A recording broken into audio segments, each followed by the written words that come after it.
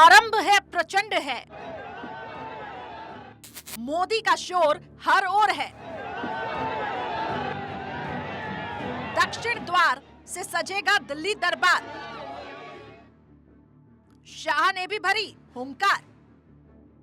सन्मान्य प्रधानमंत्रिಗಳು इडी कर्नाटकದ ಜನತೆಗೆ 2019 में 300 की तैयारी, 2024 में बनाएंगे 400 की पारी। ಭರವಸೆಯ ಮಾತುಗಳನ್ನು ತಿಳಿಸಿದ್ದಾರೆ. Let's give a round of applause and thank the honorable Prime Minister of India, Shri Narendra Modi ji. 2024 का हुआ शंखनाद। लक्ष्य विजय, दक्षिण उदय।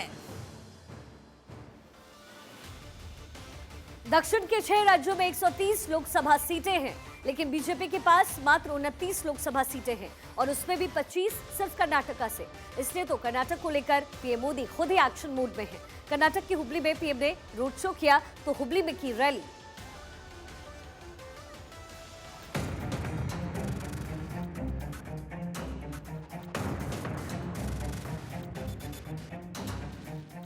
मोदी को मिलेगी दक्षिण से दक्षिणा। ಜನತೆಗೆ ಮುಂದಿನ ದಿನಗಳಲ್ಲಿ ನಿಮ್ಮೆಲ್ಲರ सकल अभिवृद्धिಗೆ फूलों की बरसात करेगी वोटों की बारिश।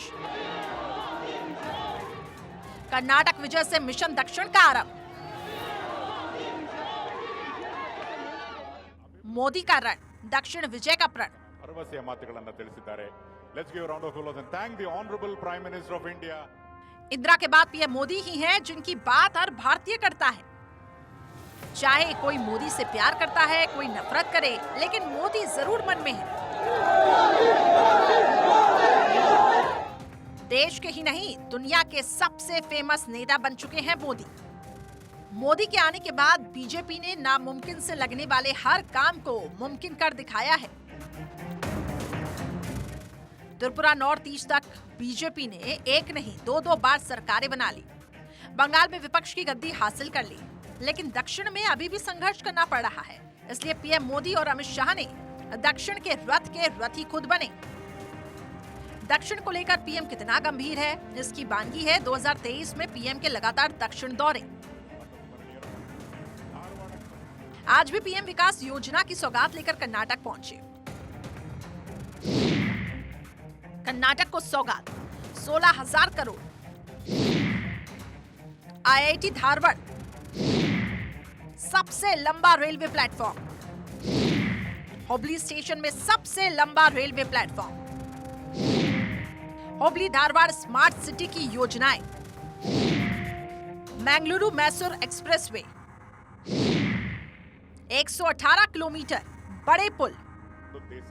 कर्नाटक में रैली के दौरान पीएम ने लगे हाथों कांग्रेस पर भी निशाना साधा। पीएम ने कहा कि कांग्रेस ने गरीब आदमी को तबाह करके रख दिया और मोदी की कब्र खोदने में अब व्यस्त है। कांग्रेस और उनके साथी क्या कर रहे हैं? कांग्रेस के तो एक काम लिया है सर पे। कांग्रेस मोदी की कब्र खोदने का सपना देख रही है। कांग्रेस मोदी की कब्र खोदने में बिजी है और मोदी बेंगलुरु मैसूरू एक्सप्रेस वे बनाने में बिजी है। कांग्रेस मोदी की कब्र खोदने में व्यस्त है और मोदी गरीब का जीवन आसान बनाने में व्यस्त है। दक्षिण में सिर्फ कर्नाटक ही है जहां बीजेपी सरकार है, इसलिए तो पीएम नहीं चाहते कि किसी भी हाल में बीजेपी को यहां नुकसान हो। ನಾವೆಲ್ಲರೂ ದುಡಿತೇವೆ ಅನ್ನುವಂತಹ ಭರವಸೆಯ ಮಾತುಗಳನ್ನು ತಿಳಿಸಿದ್ದಾರೆ. Let's give a round of applause. दूसरी तरफ कर्नाटक से ही कांग्रेस के अध्यक्ष मल्लिकार्जुन खड़गे आते हैं, जो कि कांग्रेस के लिए तुरुप का इक्का साबित हो सकते हैं। लेकिन बीजेपी के पास येदियुरप्पा जैसे रणनीतिकार है, जिसकी जमीन से लेकर मठों तक मजबूत पकड़ है। कर्नाटक में बीजेपी को सत्ता में लाने का श्रेय येदियुरप्पा को ही जाता है। मोदी अच्छी तरीके से जानते हैं, इसलिए मोदी ने केंद्र में आते ही बागी हो चुके येदियुरप्पा को घर वापसी करवाई। येदियुरप्पा की ही मेहनत थी कि बीजेपी ने मिशन लोटस के जरिए फिर से कर्नाटक में सरकार बना ली। जमीनी नेताओं की कदर मोदी अच्छी तरह से जानते हैं, इसलिए तो बीजेपी की कार्यकारिणी की मीटिंग के दौरान हो या रैलियों के समय मोदी सिर्फ और सिर्फ येदियुरप्पा को ही बढ़ावा दे रहे हैं। बीते 9 वर्षों में भाजपा सरकार की योजनाओं से करोड़ों गरीबों का जीवन आसान हुआ है। कांग्रेस के समय में गरीब को सुविधाओं के लिए सरकार के पास चक्कर लगाने पड़ते थे। अब भाजपा की सरकार गरीब के पास जाकर उसे सुविधाएं दे रही है। जो लोग अब भी भाजपा सरकार की योजनाओं के लाभ से वंचित है, उन तक भी अभियान चला करके पहुंचा जा रहा है। मोदी जिस तरह से कर्नाटक में लगातार योजनाओं के शिलान्यास कर रहे हैं, उसके पीछे का एक बड़ा कारण चुनाव है। सरकार को लगता है कि कर्नाटक चुनाव से पहले लोगों तक ज्यादा से ज्यादा विकास योजनाओं को पहुंचाया जाए, ताकि लोग बीजेपी की विकास योजनाओं से प्रभावित होकर वोट करें, क्योंकि ये 2024 के सेमीफाइनल है और इस बार भी मोदी हर हाल में इतनी सीटें वापसी लाना चाहेंगे, इसलिए मैदान खुद संभाला है। मोदी की छवि को लेकर कर्नाटक में चुनाव लड़ा जाएगा, इस बात में तो कोई शक नहीं लग रहा। और कर्नाटक में मोदी के लिए सड़कों पर उमड़ रही भीड़ भी इसकी गवाही दे रही है कि मोदी कर्नाटक में बीजेपी के सबसे लोकप्रिय नेता हैं और वही बीजेपी की नैया पार लगा सकते हैं। Bureau report, Bharat 24। देखिए, कर्नाटक में भारत के सबसे गंदे ट्रैफिक जाम लगते हैं। इनसे जनता को राहत के लिए पीएम ने लोगों को एक्सप्रेसवे की सौगात दी। आपको बताते हैं बेंगलुरु मैसूर एक्सप्रेसवे की क्या कुछ खासियत है। सबसे पहले आपको बता दें, 118 किलोमीटर लंबा 8,478 करोड़ की लागत से बना 3 घंटे का सफर मात्र 75 मिनट में ही अब पूरा हो जाएगा। 100 किलोमीटर घंटे की रफ्तार से यहां गाड़ियां दौड़ेंगी। साथ ही 6 लेन का शानदार एक्सप्रेसवे तैयार हो गया है। इसके बाद बेंगलुरु के लोगों को जाम में राहत मिलेगी। और इसी के साथ 2024 की जीत को पक्की करने के लिए पीएम मोदी मिशन मोड पर हैं। दक्षिण में कमल के रथ को आगे बढ़ाने के लिए पीएम लगातार कर्नाटक के दौरे कर रहे हैं और इस साल पीएम 6 बार कर्नाटक का दौरा अब तक कर चुके हैं। आपको जानकारी दे दें, पहला दौरा 12 जनवरी को किया, जिसमें पीएम ने नेशनल यूथ फेस्टिवल का उद्घाटन किया। वहीं दूसरा दौरा 19 जनवरी ट्राइबल समुदाय सम्मेलन में वो शामिल हुए। तीसरा दौरा रहा 6 फरवरी का, जिसमें इंडिया एनर्जी वीक का शुभारंभ उनके हाथों हुआ। चौथा दौरा 13 फरवरी को किया, एरो इंडिया शो का उद्घाटन उस वक्त उन्होंने किया। पांचवा दौरा 27 फरवरी शिवमोगा एयरपोर्ट का उद्घाटन उनके हाथों हुआ। वहीं छठा दौरा 16 मार्च आज, यानी कि 16,000 करोड़ की परियोजनाओं की सौगात कर्नाटक वासियों को दी गई। देखिए, दक्षिण भारत में कुल 130 सीटें हैं। बीजेपी चाहेगी कि कम से कम उसकी झोली में आधी आ जाए। बीजेपी ने दक्षिण में 60 सीट जीतने का टारगेट सेट किया है। केरल में 20, आंध्र प्रदेश में 25, तमिलनाडु में 39, तेलंगाना में 17, कर्नाटक में 28 कुल सीटें हैं। दक्षिण में लोकसभा की 130 सीटें हैं, जिसमें से बीजेपी के पास मात्र 29 सीटें हैं। कर्नाटक की 28 में से 25 सीटें फिलहाल बीजेपी के पास है। तेलंगाना की 17 सीटों में से 4 बीजेपी के पास। तमिलनाडु, आंध्र प्रदेश और केरल में बीजेपी के पास एक भी लोकसभा सीट नहीं है। इसलिए बीजेपी चाहेगी कि दक्षिण में मजबूती मिले, ताकि हिंदी भाषी राज्यों की भरपाई आराम से की जा सके। देखिए, 2024 में बूथ लेवल पर किस तरह पहुंचना है और 303 सीटों के रिकॉर्ड को तोड़कर 400 पार को पूरा करना है। इसके लिए मोदी शाह की जोड़ी ने मिशन दक्षिण खास प्लान बनाया, जिसमें दक्षिण भारत की वो सीटें हैं जहां बीजेपी दूसरे नंबर पर रही थी।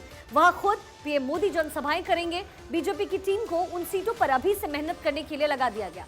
दक्षिण में कर्नाटक बीजेपी का गढ़ है, इस गढ़ को बचाना भी है और बाकी के 5 राज्यों में परचम भी लहराना है। इसलिए इस चुनौती को पार्टी के 3 बड़े नेताओं ने खुद संभाला है। देखिए,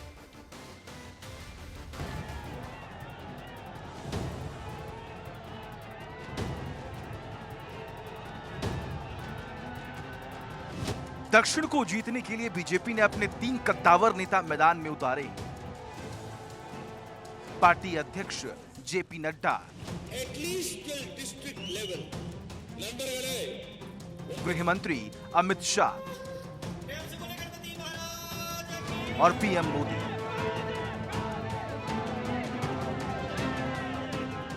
कांग्रेस बीजेपी से दक्षिण कर्नाटक छीनने के लिए एड़ी चोटी का जोर लगा रही है। इसीलिए तो कांग्रेस ने भारत जोड़ो यात्रा की शुरुआत दक्षिण से की और कर्नाटक में यात्रा का बहुत समय बिताया। अपना अध्यक्ष तक कांग्रेस ने कर्नाटक से चुना, ताकि कर्नाटक में अपने जनाधार को फिर से मजबूत किया जा सके। लेकिन पीएम मोदी भी राजनीति के मजे हुए खिलाड़ी हैं। कांग्रेस से कर्नाटक प्लान को फेल करने के लिए और अपने मिशन कर्नाटक के लिए खुद ही मोर्चा संभाल लिया। पीएम मोदी कर्नाटक की सभा में बोले, खड़गे सिर्फ नाम के कांग्रेस अध्यक्ष, दुनिया जानती है रिमोट कंट्रोल किसके हाथ में है। दरअसल पिछले दिनों खड़गे की एक तस्वीर बड़ी वायरल हुई थी। तस्वीर में सुरक्षा कर्मी सोनिया गांधी पर छाता रखे हुए था, लेकिन खड़गे धूप में बिना छाते के खड़े थे। पीएम ने इसी तस्वीर पर खड़गे के बहाने कांग्रेस को घेर लिया।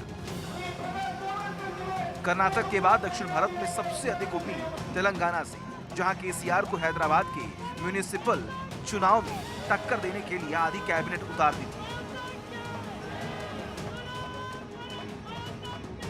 क्योंकि बीजेपी लोगों को यह मैसेज देना चाहती थी कि तेलंगाना में अब हम ही हैं जो केसीआर को चुनौती दे सकते हैं, हटा सकते हैं। इसलिए बीजेपी ने तेलंगाना के लिए अलग से योजना बनाई है, जिसके तहत नेताओं के दौरे बढ़ाए जाएंगे। बीजेपी की स्ट्रैटेजी बड़े नेताओं की ज्यादा से ज्यादा दौरे की है। राष्ट्रीय अध्यक्ष से लेकर राष्ट्रीय महासचिव और संगठन से जुड़े बड़े नेताओं को भेजा जाएगा। केंद्रीय मंत्रिमंडल के वरिष्ठ नेताओं का दक्षिण के राज्यों का भी दौरा भी बढ़ाया जाएगा, ताकि मिशन तेलंगाना पूरा किया जाए। इसलिए बीजेपी ने तेलंगाना के लिए मिशन 90 लॉन्च किया हुआ है। मिशन दक्षिण के तहत एक कार्यक्रम मिशन 90 शुरू किया गया, जिसमें 10,000 गांवों के चौपाले लगाने के साथ साथ 119 विधानसभाओं में बड़े पैमाने पर सभाएं होंगी। केसीआर सरकार की कमियों, उसके भ्रष्टाचार और भाई भतीजावाद पर चर्चा होगी। मोदी सरकार की योजनाओं की जानकारी भी लोगों को दी जाएगी। तेलंगाना में बीजेपी ने लोकसभा की 4 सीटें जीती थी, अब 13 और सीटों पर फोकस है। इसके अलावा अमित शाह और नड्डा का स्पेशल फोकस तेलंगाना पर है। मोदी योगी की जोड़ी से ज्यादा प्रचार करवाया जाएगा। बीजेपी कर्नाटक से हिंदुत्व का सियासी मैसेज देकर तेलंगाना फतह करना चाहती है, ताकि दक्षिण भारत में भाजपा का विस्तार किया जाए और हिंदुत्व, राष्ट्रवाद, सरकारी योजनाओं और नरेंद्र मोदी के चेहरे पर चुनाव लड़ा जाए। 2024 के लोकसभा चुनाव से पहले सभी 5 राज्यों में पीएम मोदी की रैली अधिक से अधिक करने का प्लान बनाया गया है। इसीलिए तो पीएम लगातार सरकारी योजनाओं का शिलान्यास, लोकार्पण कर रही है। लोगों को मैसेज दिया जा रहा है कि डबल इंजन की सरकार बनेगी तो राज्य का विकास और तेजी से होगा। इसीलिए हमें चुने, हम ही हैं दक्षिण के नए रक्षक। इसीलिए तो बीजेपी के 2 फायर ब्रांड नेता दक्षिण में धुआंधार प्रचार कर रहे हैं। Bureau report, Bharat 24। देखिए, कर्नाटक के बाद बीजेपी का अगला फोकस तेलंगाना और केरल पर है, लेकिन तेलंगाना पर बीजेपी खास जोर दे रही है। इसलिए तो बीजेपी की पिछली राष्ट्रीय कार्यकारिणी की बैठक भी हैदराबाद में की गई। दक्षिण में जहां बीजेपी दूसरी जगह सबसे ज्यादा मजबूत हो रही है, वहीं बीजेपी को उम्मीद भी है कि वो तेलंगाना में बीजेपी इस वक्त विपक्ष पूरी तरीके से बन चुकी है और हैदराबाद के म्युनिसिपल चुनाव में ही आधी कैबिनेट उतारकर बीजेपी ने स्पष्ट कर दिया कि उनका अगला टारगेट पूरी तरीके से तेलंगाना है और उसके साथ केरल, जहां गृह मंत्री अमित शाह खुद कमान संभाले हुए हैं। आज भी शाह ने केरल के त्रिशूर में रैली की और विपक्ष पर जमकर निशाना साधा।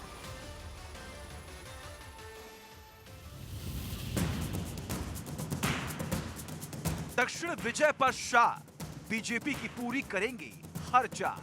2024 में फिर से 2/3 बहुमत के साथ नरेंद्र मोदी जी के नेतृत्व में भारतीय जनता पार्टी की सरकार बनानी है। दक्षिण भारत जीतने के लिए बीजेपी अब पूरे रंग में रंग चुकी है। एक तरफ पीएम मोदी रोड शो रैलियां कर रही हैं, तो दूसरी तरफ अमित शाह ने मोर्चा संभाला हुआ है। कर्नाटक के बाद बीजेपी को अगर कहीं सबसे ज्यादा उम्मीद लगती है तो वो है तेलंगाना, क्योंकि तेलंगाना ही है जहां केसीआर को अगर कोई सीधी चुनौती देते दिखता है, उसे हराने का कोई दम रखता है। इसीलिए तो बीजेपी ने अपने दूसरे सबसे बड़े कद्दावर नेता को तेलंगाना का मैदान संभालने के लिए दे दिया। आज गृह मंत्री अमित शाह ने हैदराबाद के 54वें केंद्रीय औद्योगिक सुरक्षा बल के स्थापना दिवस परेड में शामिल हुए। गृह मंत्री ने इस अवसर पर राष्ट्रीय औद्योगिक सुरक्षा अकादमी में बेफल रेंज अर्जुन का उद्घाटन किया। यहाँ उन्होंने सीआईएसएफ के जवानों और अधिकारियों को संबोधित किया। और आतंकवाद को बिल्कुल न बर्दाश्त करने की नीति की बात की। ये पहली बार है कि सीआईएसएफ स्थापना दिवस समारोह दिल्ली एनसीआर के बाहर हो रहा है। देश भर में विभिन्न स्थानों पर ऐसे कार्यक्रम आयोजित करने की सरकार की सिफारिश के बाद समारोह दिल्ली के बाहर आयोजित किए जा रहे हैं। लेकिन शाह का असल मकसद तो इस कार्यक्रमों के साथ साथ दक्षिण में पार्टी को मजबूत करना भी था, जिसके लिए शाह वहां पहुंचे थे। केसीआर की बीआरएस ने शाह के हैदराबाद पहुंचने पर पोस्टर लगाए थे, जिसमें शाह पर तंज कसा गया था। पोस्टर में निर्मा गर्ल के साथ बीजेपी के उन नेताओं के नाम लिखे गए जो दूसरे दलों से पार्टी में शामिल हुए थे। तेलंगाना की सत्ताधारी भारत राष्ट्र समिति ने पोस्टर लगाकर ये दिखा दिया कि उनके लिए शाही सबसे बड़े प्रतिद्वंदी हैं, क्योंकि एक दिन पहले ही केसीआर की बेटी के कविता से पूछताछ हुई है। कविता से नई दिल्ली में करीब 9 घंटे तक पूछताछ हुई। कविता से दिल्ली आबकारी घोटाला मामले में ईडी ने सवाल जवाब किए थे, जिसके बाद केसीआर के समर्थकों ने शाह के विरोध में पोस्टर लगाए थे। मीडिया रिपोर्ट के मुताबिक हैदराबाद पहुंचने के बाद अमित शाह ने पार्टी के नेताओं के साथ राज्य के ताजा राजनीतिक हालात पर चर्चा की। पार्टी सूत्रों के मुताबिक हैदराबाद में सीआईएसएफ स्थापना दिवस परेड के अलावा शाह ने पार्टी की कोर कमेटी के साथ बैठक भी की। सीआईएसएफ स्थापना दिवस समारोह में भाग लेने के बाद शाह दक्षिण के तीसरे किले केरल पहुंचे। केरल पहुंचकर शाह ने अपने चिर परिचित अंदाज में त्रिशूर में एक रैली को संबोधित किया। रैली को संबोधित करते हुए शाह ने विजय सरकार पर जमकर हमला बोला। कम्युनिस्ट पार्टी लाइफ मिशन घोटाले के लिए चुप है। सीएम के प्रधान सचिव, पूर्व प्रधान सचिव शिवशंकरन अरेस्ट हुए। कम्युनिस्ट पार्टी चुप्पी साधती है।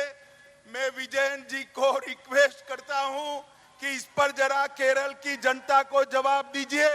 सोना घोटाले पर भी पूरी कम्युनिस्ट पार्टी चुप है। राजनीति के अंदर प्रामाणिकता की बात करने वाली कम्युनिस्ट पार्टी आज सोना घोटाले पर, गोल्ड स्कैम पर चुप्पी साध रही है। आप क्या समझ रहे हो? केरल की जनता आपको पूछेगी नहीं। 24 के चुनाव में इसका अकाउंट आपसे लिया जाएगा, ये मानकर चलिए। केरल में लोकसभा की 20 सीटें हैं और बीजेपी को उम्मीद है कि वो केरल में भी सेंधमारी कर सकते हैं।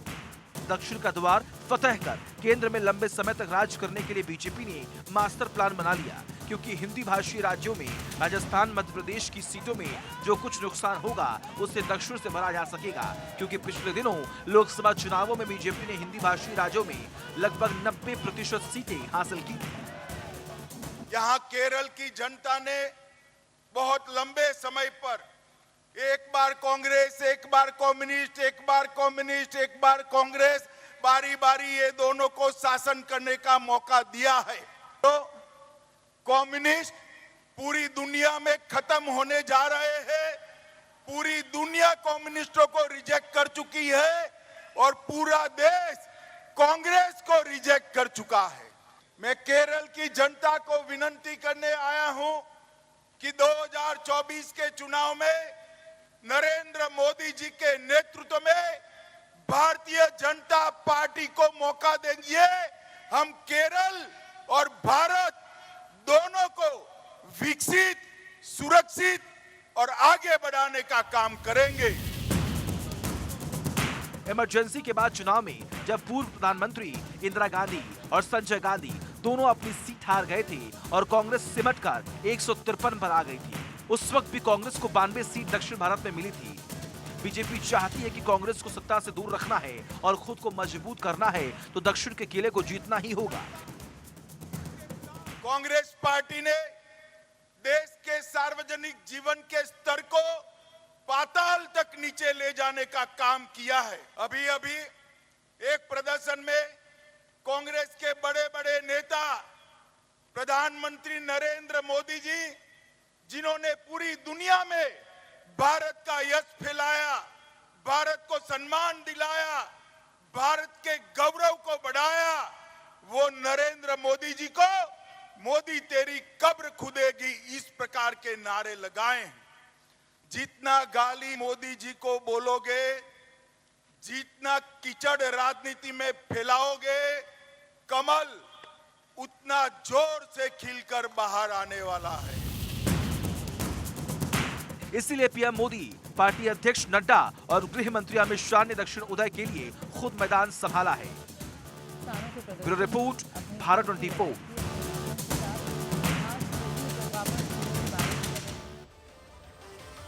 और यही वजह है कि बीजेपी पूरी तरीके से दक्षिण को साधने में लगी है। ये आज की तस्वीरें हैं जब प्रधानमंत्री मोदी ने एक भव्य रैली की और जिस तरीके से वहां पीएम का अभिवादन किया गया, ऐसा लग रहा है कि आने वाले चुनाव में पीएम और साथ में अमित शाह की जो स्ट्रैटेजी है, जो मास्टर स्ट्रोक खेली जा रही है बीजेपी की तरफ से, वो कहीं ना कहीं सक्सेसफुल होती नजर आ रही है। हालांकि चुनाव में वक्त है और जब परिणाम आएंगे तो सारी चीजें क्लियर हो जाएगी। ये जो तस्वीरें हैं वो पूरी तरीके से परिणामों में साफ हो जाएगी।